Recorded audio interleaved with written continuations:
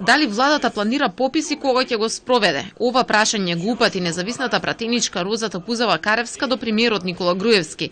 Он не го бара објаснување зошто преговарачките групи дебатираат за активна регистрација на гласачи кога пописот е единствено уставно решение за да се добие вистинската слика. Партиите за се договорија, само пописот никој не го спомна, па сега групите седат и разговараат како да го прочистат, исчистат и дотераат избирачкиот список. Попис ке има, но кога ќе стигне опремата за електронско вмрежување на институциите, одговори Груевски.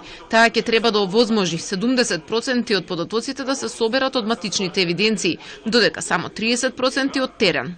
Ги правиме сите напори да подготвиме изведба на попис по невисоки меѓународни стандарди, попис кој што нема да влее сомнеш кај никого и попис за кој што во секој момент ќе може да се обезбедат докази дека навистина тој кој што ги дава одговорите е лицето кое што е запишано.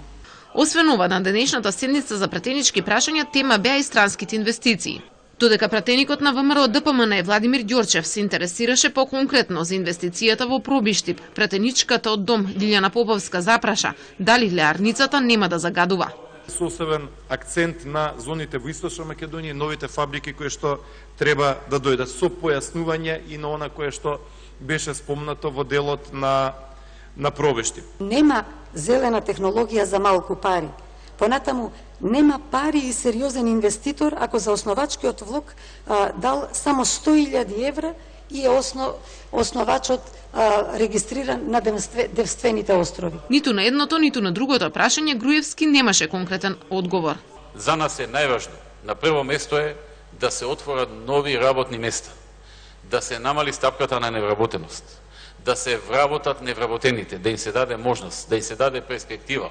Пратеникот на ДПА Ернат Фајзулаку го обвини председателот на ДУИ Али Ахмети за убиствата на албанци кои се случија изминатава недела.